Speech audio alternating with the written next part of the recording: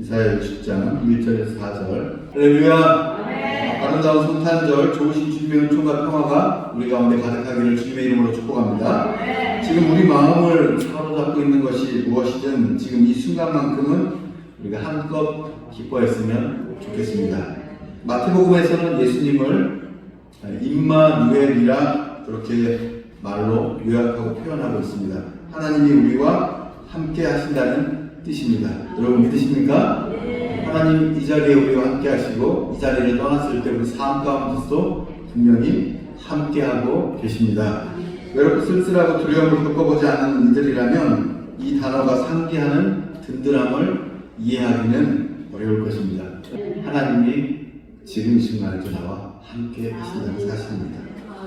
누가복음에서는 들에서 양을 치는 목자들에게 들려온 천사들의 노래를 기록하고 있습니다. 내가 온 동네에 미칠 큰 기쁨의 소식을 너희에게 전하노라. 아멘. 온 세상 가운데 미칠 큰 기쁨의 소식 바로 무엇입니까? 예수 그리스도께서 이 땅에 오셨다는 사실입니다. 믿으십니까? 요한복음에서는 예수님을 참 빛이라고 소개하고 있습니다. 어둠이 지극하는 시대가 아니라면 빛이라는 은유가 그렇게 가슴 떨리게 다가오지는 않을 것입니다. 여러분, 하나님이 세상을 창조하실 때 처음으로 만드신 거 뭔지 아십니까? 빛입니다. 빛. 이유는 무엇 때문입니까? 어둠을 몰아내고 무질서를 다시 정렬하는 그 빛이 필요했기 때문입니다. 지금 이 시대에도 마찬가지입니다. 그냥 빛이 아닌 참 빛 되시는 예수님의 그 빛만이 이 어지럽고 혼탁한 세상 가운데 또 우리네 분주하고 정신없고 어디서 와서 어디로 갈지 몰라 하는 인생들 가운데 가장 필요한 빛임을 믿습니다. 도저히 흔들리는 것처럼 아득한 이 시대에도 주님은 든든함으로 기쁨으로 참빛으로 여전히 오고 계십니다. 이 세상에서 이미 누릴 것을 다 누리고 사는 사람들, 다른 이들의 고통에는 아랑곳 없이 홀로 만족하는 사람들은 그분을 마음으로 영접할 수 없습니다. 그래서 요한복음 1장 11절에서는 그 예수님이 오셨을 때 당시 사람들과 상황들을 이렇게 정리하는데요. 자기 땅에 오면 자기 백성이 영접하지 아니하였으나. 아멘. 이유는 무엇 때문입니까? 예수님이 너무도 초라한 마국간에서 말구유의 가장 연약한 아기의 모습으로 오셨기 때문에 그분을 알아차리지 못한 것입니다.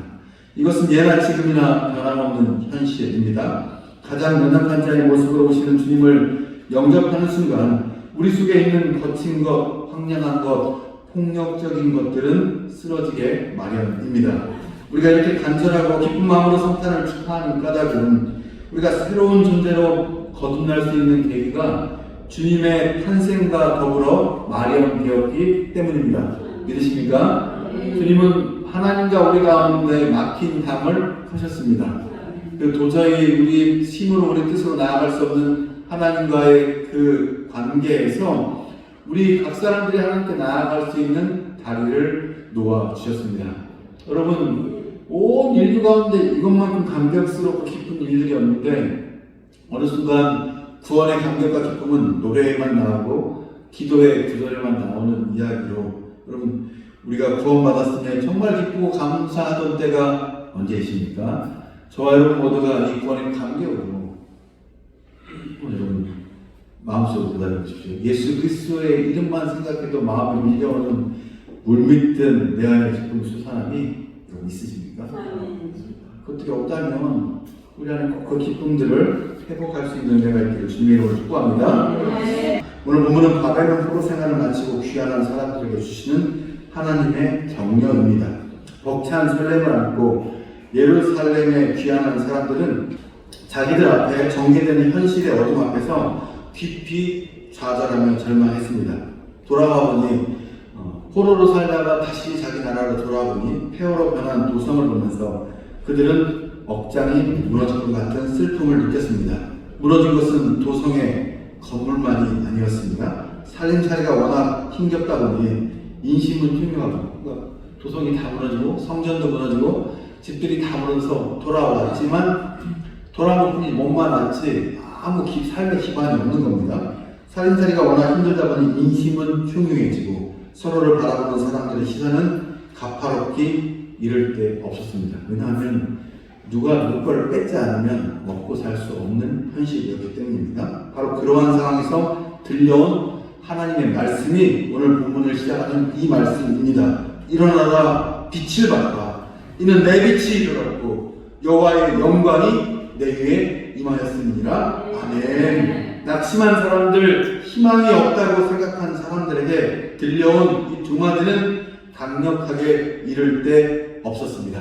일어나라, 빛을 발하라, 빛을 비추어라. 이 두 마디입니다.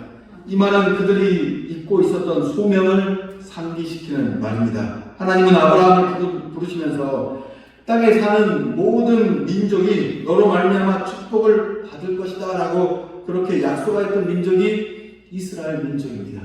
땅에 사는 모든 민족들이 너희로 하여금 복을 받을 것이다. 여러분, 영적인 이스라엘에게 오늘 하나님께서 하시는 말씀입니다. 시대가 암울하고 메리 크리스마스의 기쁨을 잃어버리고 사람들이 그리스도의 진리를 몰라 사는 이때 하나님이 다시 우리에게 상기시키는 말씀입니다. 일어나라, 빛을 발하라. 땅의 모든 족속이 너로 말미암아 복을 얻을 것이다. 아멘. 바로 이것이 하나님을 믿는 사람들의 소명입니다. 내 형편이 좋아서가 아니라 내 형편이 어렵더라도 나로 하여금 다른 사람이 복받도록 사는 것이 하나님의 백성의 소명임을 그들은 이 말씀을 통해 알았던 것입니다. 소명을 잃어버릴 때 우리는 작은 시련 앞에서 무너져 내립니다. 살다 보면 낙심되는 일이 얼마나 많습니까? 그때마다 우리는 호들갑스럽게 절망감을 토론하곤 합니다. 하지만 그래도 인생은 계속됩니다. 어둠과 절망과 슬픔조차도 믿음이라는 용광로에 넣어 빛으로 변화시켜야 하는 것이 바로 믿는 우리들의 소명입니다. 현실은 그러나 우리를 자주 넘어뜨립니다. 그러나 여러분, 그래도 우리는 일어서야 합니다. 현실은 참 어둡습니다. 그렇게 우리가 빛을 받아들여야 합니다. 사람다운 삶을 일깨워야 합니다. 사람이 얼마나 아름다울 수 있는지 삶으로 보여주며 증언해야 하는 것이 우리 믿는 자들입니다. 그럴 수 있는 힘은 내가 아니라 하나님으로부터 오는 것입니다. 우리 힘으로, 우리 능으로 여러분 뭘 할 수 있습니까? 내 계획과 내 방법 하나 여러분 뜻대로 실현하지 못하는 것이 인생인데, 여러분 제 계획대로 제 인생이 풀렸다면 여러분 저는 지금 청와대가 뭐예요? 저 백악관에 가 있어야 됩니다. 제 의도대로 제 인생이 풀렸다면 최소한 저는 100조 이상을 가지고 있어야 됩니다. 여러분도 마찬가지일 겁니다. 여러분 의도대로 여러분이 인생이 풀려나갔다면 여러분들 자녀들은 다 여러분 상상할 수 없는 자리에 가 있고 여러분들은 다 오늘 높은 곳에 우리의 힘과 우리의 능이 아닌 하나님의 능으로 우리가 그것들을 할 수 있음을 오늘도 믿음으로 받아들여야 한다는 것입니다. 구원의 빛이 비치고 주님의 영광이 이런 해처럼 떠올랐기 때문에 우리는 소망의 사람이 될 수 있습니다. 신앙인은 어둠을 깨치고 도래하는 빛을 남보다 그래서 앞서 보는 사람입니다. 믿으십니까? 네. 여러분, 주님이 그 어두운 밤에 찾아오셨을 때 누구만 세상의 만왕의 왕으로 만주에서 오셨는데 누구만 그 주님을 알아봤습니까? 좀 멀리 있던 동방의 몇몇의 사람들, 그리고 그래서 양을 치던 그 목동들만이 그 주님의 오심을 알아보고 주님 앞으로 나와 경배했습니다. 이 시대도 마찬가지입니다. 성탄의 예배를 드리고 있지만 모르겠습니다. 우리보다 큰 교회는 더 많은 사람들이 모였겠죠. 그러나 더 많은 사람들은 오늘도 그리스도가 주이심을 알지 못하고 세상에 자기의 뜻과 자기의 욕망을 쫓아 살아가는 현실인데, 여러분 우리가 일어날 수 있기를 주님의 이름으로 축복합니다. 또 본문이 우리가 오늘 증언하고 있습니다.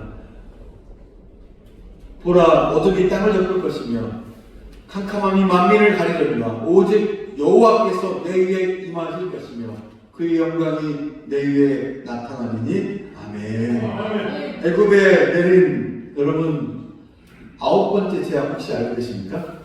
모세를 통해 애굽에 내린 9번째 재앙. 9번째는 흑암의 재앙입니다. 흑암이 내리자 사람들은 서로 볼 수도 없고 제자리를 뜰 수도 없었습니다. 흑암의 재앙은 태양신의 아들을 자처하는 바로에 대한 하나님의 심판이었습니다. 그러니까 당시에 바로는 태양신의 아들이었어요. 그래서 하나님이 어둠을 내리면 그 태양신의 아들인 바로가 어둠을 물리쳐야 되는데 하나님이 내린 어둠을 그들이 물리치지 못했습니다. 그런데 그 구절을 나타내는 출애굽기 10장을 보면 굉장히 은혜롭고 놀라운 구절이 나오는데요. 이렇게 기록되어 있습니다. 그동안은 사람들이 서로 볼 수 없으며 자기 젖에서 일어나는 자가 없었대요. 왜? 아무리가 다 기어다니는 거예요. 던던던 하면서 일어나는 자가 하나도 없으되 온 이스라엘 자손들이 거주하는 곳에는 뭐가 있었더라? 빛이 있었더라. 아멘. 할렐루야. 세상이 아무리 어두워도 하나님의 백성들이 있는 곳에는 빛이 있었더라. 믿으십니까?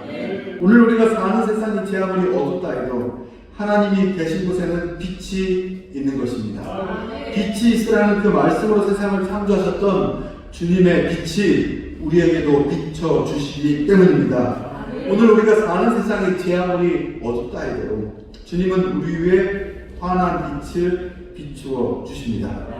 믿으십니까? 믿는다는 것은 낙심하지 않는 것입니다.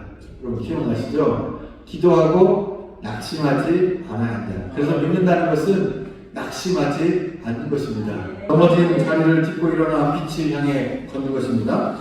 예수님은 그래서 중풍병에 걸린 사람들에게, 또 중풍병 걸린 사람들에게 예수님이 내 상을 가지고 집으로 가라 이렇게 명령하셨습니다. 그 명령에 따르니 그 중풍병자가 일어나 걸어서 자기의 침상을 들고 집으로 돌아갔습니다. 그것이 주님이 주시는 능력입니다. 또 손이 오그라든 사람에게 그 사람에게 주님이 하신 말씀입니다. 마가복음 3장 5절인데요. 들의 마음이 완악함을 탄식하사 노하심으로 그를 둘러보시고 그 사람에게 이르되 손을 내밀라 라고 말씀하십니다. 그때 그렇게 하시니 내밀며 그 손이 회복되었더라. 아멘. 우리 삶이 아무리 절망의 자리에 북박힌 채 있다 해도 탄식하며 여러분 지내지 마십시오. 원망하지 마십시오. 낙심하지 마십시오.